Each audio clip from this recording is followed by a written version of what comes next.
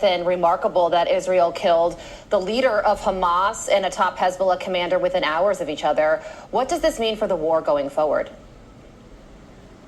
Well, I think it's a message to Iran, because you got to remember, when you talk about Hezbollah, you talk about Hamas, you're talking about Iran, because those are proxy fighters for Iran. It's a message to Iran that Israel is looking tactically at their leadership to knock down any leadership that they can, because you have to remember the way that many of these different groups within the Middle East, the way that they work is their leaders are very important because they micromanage their troops. Their troops aren't trained to the level that United States or Israeli troops are trained to. So these leaders are very important. So when they can take one of those leaders out, it really does affect what they're capable of doing and coordinating for a period of time before they can get someone else in there. It also shows that as Iran threatens and says all these things, and Hezbollah does the same, that they literally went to the areas where their leadership is at and then took those individuals out. That is a huge, direct, and specific message to Iran and their proxies. And when you flip it around, what they do is they use terror by just throwing rockets into the cities and killing innocent people. So Israel targets specifically, and sometimes there's collateral damage, but Iran and their proxies always look for that collateral damage. They want to hit civilians so that they can cause panic and fear and ultimately people to turn against Netanyahu.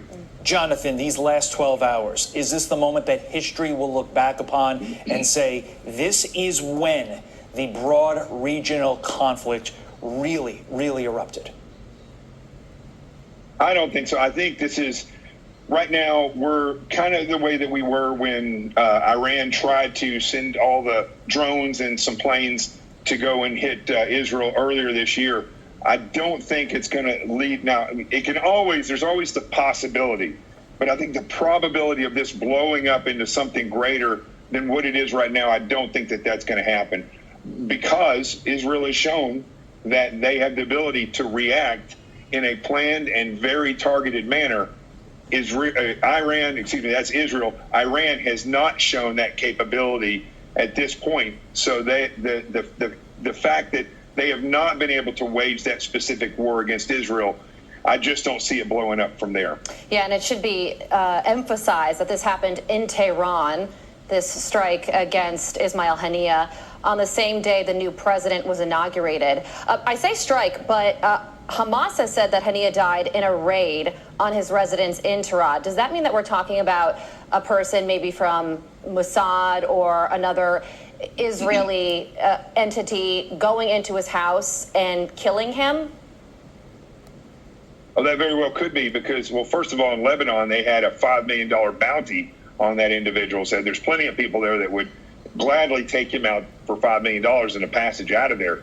I think when we look at these two locations and the type of attack that was carried out, it could have been two totally different, or it could have been singular groups that went in and actually targeted these individuals. Because you have to remember, Israel, like the United States, it's not just about who's got the fastest plane or the most accurate missiles. It's also about intelligence work and who they can recruit to give them the intelligence that they need to get on the ground where these leaders are at a specific time.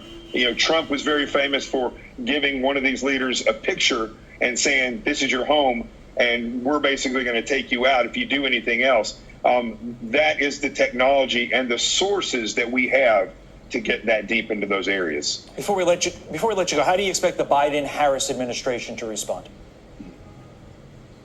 Well, look at Lloyd Austin there. When Lloyd Austin talked a minute ago, that's just remotely a little bit better than Biden when he speaks. I've really never heard Lloyd Austin say anything where he elaborates on something. So I think when Harris, she really, even though she's campaigning as though she's president, she's not. And right now, where we're at is a sticky situation, because we don't know what Joe Biden's capability is. And when you look at his cabinet, it does not send confidence into those who understand what's going on. The policy of the Biden administration is and always has been don't do anything, just give some money and some munitions to whatever ally needs it and stand back. And that's typically, except for maybe some air power, that's the way they handle it. Well, Yahya Sinwar, the military leader of Hamas, is still alive. Israel has described him as a dead man walking, so we will be watching. Jonathan, thank you so much. Thank you, sir. Yes, folks, that has been very interesting reporting by Fox News the other day. You know, the Palestinian and Israelis conflict is a very, very complex one. You know, you can ask a question. There's many questions, many answers. And one of the questions you could ask is, where's the peace accord? Where's the peace accord? What happened to that? You know, does anyone have any solution at all? You know, what about the two-state, you know, solution? What about that? You know, there's so many things you can ask about, and there's many questions and many answers. But guess what? No solution. And that's the problem. Does Palestine want a two-state solution? Did Palestine agree to Israel in 1948? What is the real problem between Palestine and Israel? What was the 1967 agreement between Israel and Palestine? This is so complicated, complex and everything. I can go on with a list of questions. I mean, you know, you can Google it. You can Google it and you'll get the answers with those questions. I mean, there's the situation with the territorial settlement, you know, violations, and there's so much more, so many more questions and so many answers that it's unbelievable. You know, you can even throw a religion in there, you know, Arabs,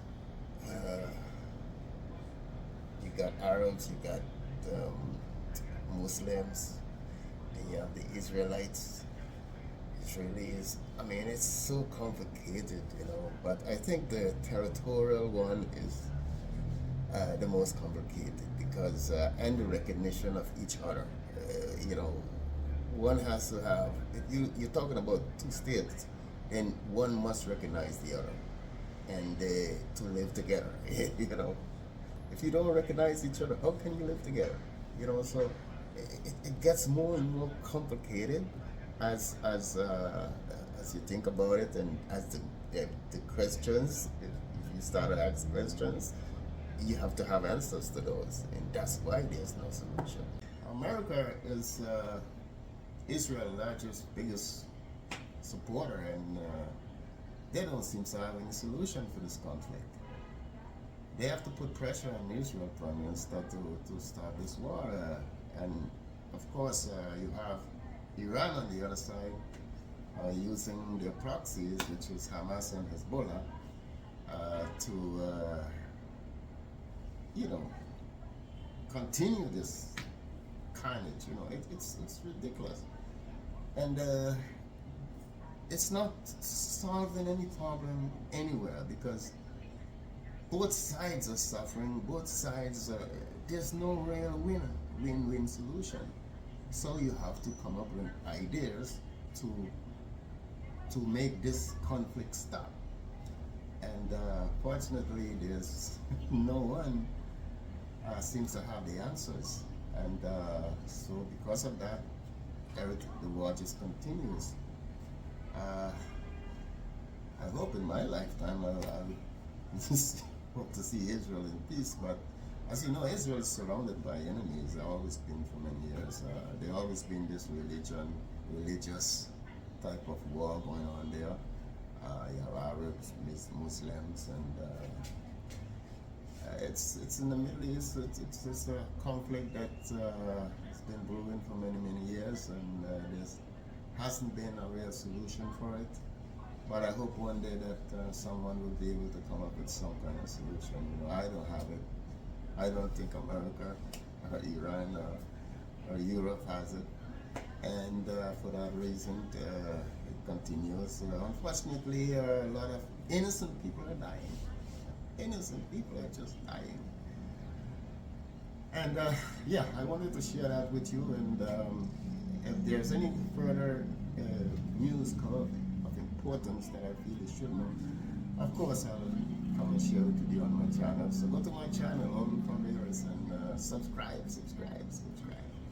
And there's more coming. I'll keep you informed. Let me keep you informed. Okay? Just watch the video and try to understand it. And if you have any question, please go to the comment. I will answer your request. Okay? Thank you.